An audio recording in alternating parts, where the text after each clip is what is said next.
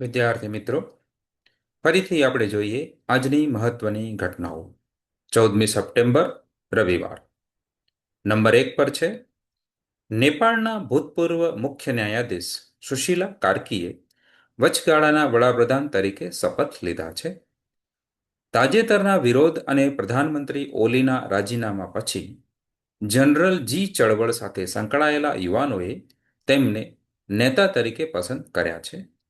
તેમણે ભારતની બનારસ હિન્દુ યુનિવર્સિટીમાંથી અભ્યાસ કર્યો છે. નંબર 2 પર છે, દક્ષિણ આફ્રિકા સામેની બીજી T20 મેચમાં ઇંગ્લેન્ડે 2 વિકેટે 304 રનનો સ્કોર કર્યો છે. આ ટોચની 10 ટીમ દ્વારા અત્યાર સુધીનો સૌથી વધુ સ્કોર છે. ઇંગ્લેન્ડે પહેલીવાર T20માં 300 રનનો આંકડો પાર કર્યો છે. નંબર 3, નૌકાદળે ગુરુગ્રામમાં એક નવું લશ્કરી મથક INS અરાવલી કાર્યરત કર્યું છે. તે સમુદ્રથી દૂર રહીને માહિતી ટેકનોલોજી દ્વારા આધુનિક કેન્દ્ર તરીકે કામ કરશે, જેમાં સુરક્ષા અને ગુપ્તચર એજન્સીઓ જોડાયેલી રહેશે.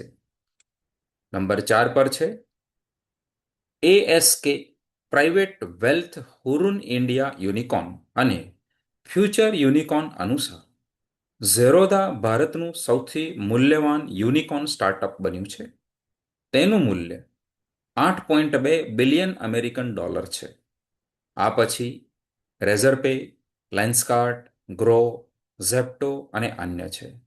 ભારત વિશ્વનું ત્રીજું સૌથી મોટું સ્ટાર્ટઅપ ઇકોસિસ્ટમ છે. નંબર 5, ગોવામાં 10મો આયુર્વેદ દિવસ 23 સપ્ટેમ્બરે ઉજવવામાં આવશે.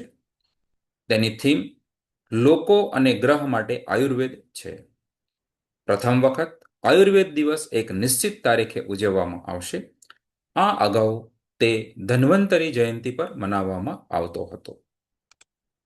6 નંબર, 51 કિલોમીટર લાંબી બૈરાબી સૈરંગ રેલવે લાઇનના ઉદ્ઘાટન સાથે મિઝોરમની રાજધાની આઇઝોલ પ્રથમ વખત રેલવે નેટવર્ક સાથે જોડાયું છે. ગુવાહાટી, અગરતલા, ઇટાનગર પછી આઇઝોલ હવે ઉત્તર પૂર્વની ચોથી રાજધાની છે જે રેલ દ્વારા જોડાયેલ છે.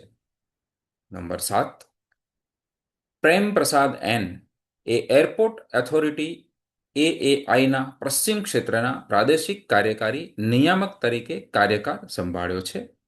તેમણે 1994માં દિલ્હી એરપોર્ટથી પોતાની કારકિર્દીની શરૂઆત કરી હતી. નંબર 8, દિલ્હી એઇમ્સ દા વિન્સી રોબોટિક સર્જરી સિસ્ટમમાં ડોક્ટરોની તાલીમ આપતી દેશની પ્રથમ મેડિકલ કોલેજ બનશે. આનાથી દર્દીઓને સારવાર દરમિયાન ઓછો દુખાવો અને ઝડપી સ્વસ્થ થવામાં મદદ મળશે. નંબર 9, ઓગસ્ટમાં છૂટક ફુગાવો વધીને 2.07% થયો છે. જુલાઈમાં તે 1.61% હતો. તે હજુ પણ રિઝર્વ બેંકના 4%ના લક્ષ્યાંકથી નીચે છે. ખાદ્ય પદાર્થોના ભાવ સતત ત્રીજા મહિનાથી ઘટી રહ્યા છે.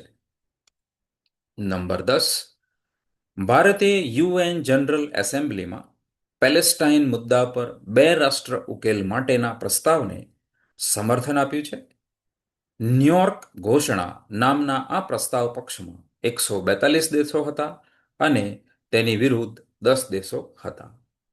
મિત્રો, આ હતી આજની મહત્વની ઘટનાઓ, અને આવા જ વિડીયો રોજ જોવા માટે તમે આ ચેનલને સબસ્ક્રાઇબ કરી શકો છો અને તમારા મિત્રોને એના વિશે માહિતી પણ આપી શકો છો.